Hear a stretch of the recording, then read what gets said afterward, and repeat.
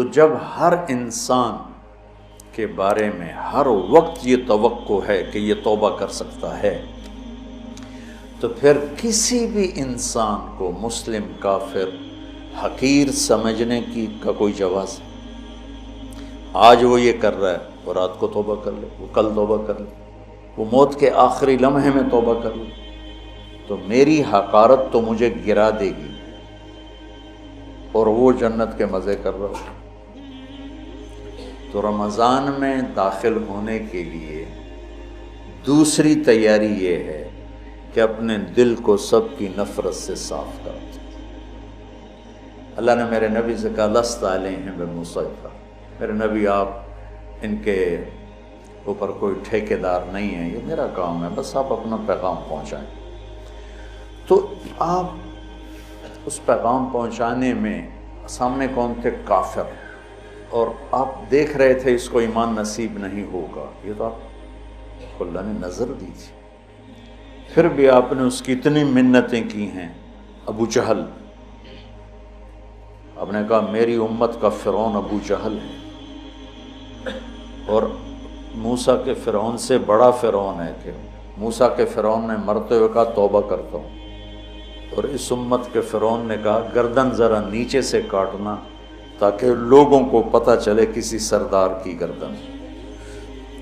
آپ نے اس کے گھر کے اتنے چکر لگائے جس کے بارے میں جانتے تھے نصیب میں ہدایت نہیں ہے، کہ وہ کہنے لگا اے محمد بس کر دے، ہم قیامت کے دن گواہی دے دیں گے کہ تو نے ہمیں اپنے رب کا پیغام پہنچا دیا تھا، اب بس کر دے۔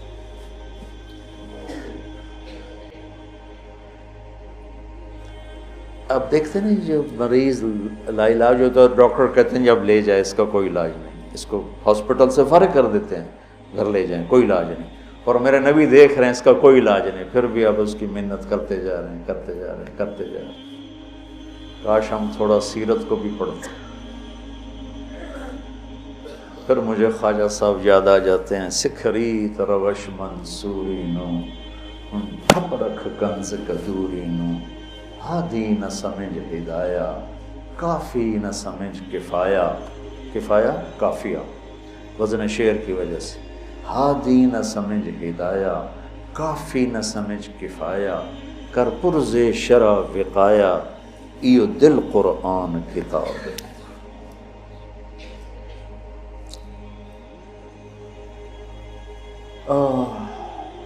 تو دوسرا کام سامعین اور آپ حاضرین کہ ہم اوروں کی نفرت سے بھی دل کو صاف کرتے ہیں۔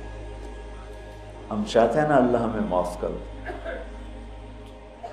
تو ہم ہر ایک کے لیے یہی چاہیں کہ اللہ اس کو معاف کر دے۔ جس کو میرے نبی دیکھنا نہیں چاہتے تھے، حضرت حمزہ کے قاتل وحش، اللہ نے ایمان دے دی۔ اور بات لمبی ہو رہی لیکن یہ چونکہ ہمارے دل نفرتوں سے بھر چکے ہیں، اور بہت مبارک مہینہ ہے، اور المشاہین کی بخشش نہیں ہوتی پورے رمضان میں، جس کے دل میں نفرت ہو کسی کی اس کی بخشش نہیں ہوتی، اور اس کو ہم گناہ ہی نہیں سمجھتے۔ چند آدمیوں کے بارے میں آپ نے فرمایا تھا جہاں ملیں قتل کر دو، چاہے وہ بیت اللہ کے پردے کے اندر بھی۔ ان میں ایک عبداللہ بن ابی سرحہ بھی ہیں، اکرمہ بن ابی جہل بھی ہیں، واشی بھی ہے۔ تو وہ 17 تھے، 3 عورتیں 14 مرد، اس میں سے 13 کو ہدایت نصیب ہوئی، اور 2 قتل ہوئے اور 2 کا پتہ ہی نہ چلا بھائی۔ عبداللہ بن ابی سرح یہ حضرت عثمان کے خالہ زاد تھے، تو وہ ان کو سفارشی بنائے۔ اب وہ اندر سے تائب ہو چکے ہیں، نظام اللہ کے ہاتھ میں ہے۔ آپ تشریف لاتے ہیں یا رسول اللہ یہ عبداللہ آیا ہے، توبہ کرتا ہے، آپ اس سے بیعت لے لیں، کلمہ پڑھا لیں، تو آپ اس سے سر جھکائے بیٹھے۔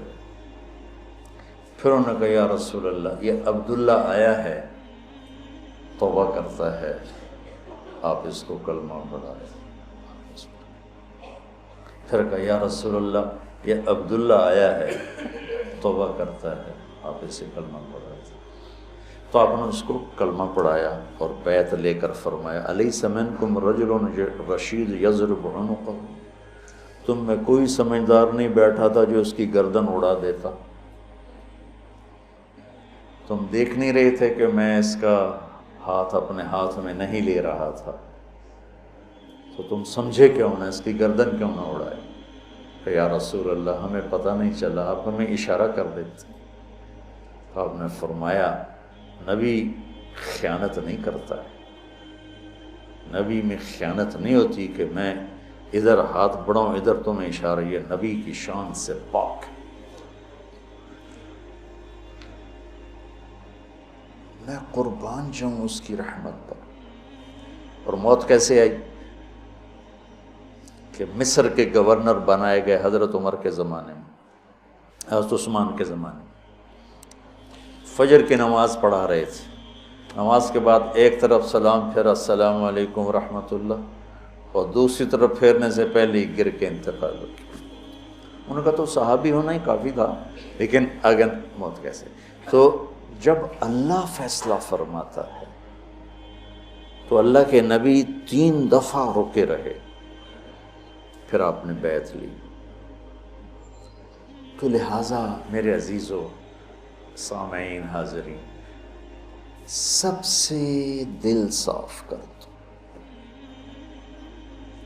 سب سے نیت کرتے ہو۔ میری جو تم میرے بچے بیٹھے ہو، میں اب اس عمر میں تم سے کیا فخر کروں گا، میرے سر کے درد کا ایک سبب یہ بھی ہے کہ میں سارا دن اس بدبخت سے لڑتا ہوں۔ کبھی ادھر سے کمی آتی ہے، یہ نہیں کہ کمی آئے گی نہیں، کبھی ادھر سے نفرت آتی، ادھر سے کمی آتی، اور میں جھاڑو لے کے اسے صاف کرتا رہتا ہوں۔ یا اللہ میرے دل میں کسی کی نفرت نہیں۔ سوتے ہوئے میں کہتا ہوں یا اللہ میرے دل میں کسی کا بغض نہیں، میں نے اپنے دل کو سب سے صاف کیا، صاف کیا، صاف کیا۔ آپ کو پتہ جب آدمی مشہور ہوتا ہے تو محبت کرنے والوں کے ساتھ تیر انداز بھی آ جاتا ہے۔ وَنَصَبْنَنِي غَرَضَ الرُّمَاةِ تُصِيبُنِي مَحْنٌ أَشَدُّ عَلَى السُّيُوفِ مَضَارِبًا، کہ مجھے ایسے تیر مارے زمانے نے کہ میرے جگر کے پار ہو کے ٹکڑے ٹکڑے کر دی۔ متنبی تو تعریف ہوتی ہے تو برائی بھی ہوتی ہے۔ لوگوں نے نبیوں کو ذرا غور کرنا، ان کیا طاقت ہے، ہو لام، انہو لساحر کذاب، جملہ اسمیہ، کائنات کے سب سے سچے کو کہا جا رہا ہو تو ہمیشہ کے لیے سب سے جھوٹا ہے، تو کیا گزرتی ہوگی میرے نبی کے دل پر۔ تو میرے عزیزو، انشاءاللہ اللہ نے جتنی توفیق دی کتاب اللہ سے مضمون بات ہوتی رہے گی۔ توبہ کرنی ہے، ٹھیک ہے نا؟ رمضان کی تیاری، سب کی نفرت سے دلوں کو پاک اور صاف کرنا ہے کہ پتہ نہیں کب کس 100 آدمیوں کے قاتل کو جو اللہ نے معاف کر دیا، یعنی سیاہ ستہ کی روایت۔ تو کون کس وقت توبہ کر لے کچھ پتہ نہیں۔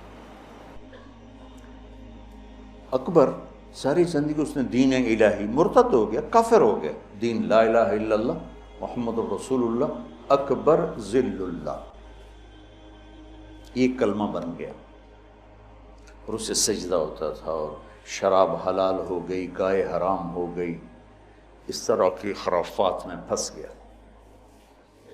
اور مجدد الفسانی رحمۃ اللہ علیہ کی محنت آہستہ آہستہ آہستہ آہستہ آہستہ آہستہ آہستہ اس تک پہنچی، تو اپنی زندگی کے آخری چند ایام میں دوبارہ کلمہ پڑھ کے مسلمان ہو گئے۔ اور تز کے جہانگیر نے اپنی زندگی کی کتاب لکھی ہے، اس میں نے پڑھا، نہیں اس کا اقتباس ایک کتاب میں، کہ میرے والد مرحوم جب نزع کی کیفیت طاری ہوئی تو فرمایا مفتی اعظم کو بلاؤ، صدر الدین ان کا نام تھا، تو وہ تشریف لائے،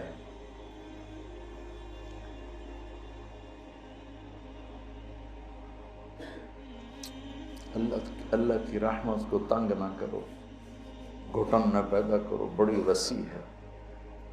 رحمتہ وسعت کل، ان رحمتی وسعت کل شیء۔ کہا مفتی صاحب سورہ یاسین پڑھیں،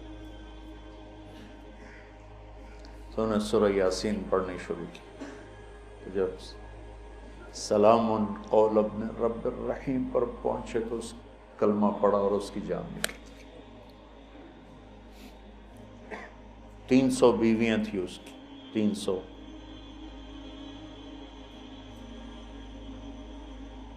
اور زندگی گمراہی میں نہیں، کفر میں ہوئی، مرتد۔ اندر کون سی چھپی ہوئی خوبی تھی کہ یوں موت آ رہی؟ تو رمضان کی تیاری کا، روزے تراویح تلاوت کر کر کر کر کر کر کر تھک ہار کے آخری دن بھی خالی بیٹھے ہوں اور بخشش نہ ہو، کلتی نقضت غزلها من بعد قوت انکاثا، وہ تو نہ ہو جائے۔ تو دوسرا کام کیا ہے بھائی؟ سب سے اپنے دل کو صاف کرنا۔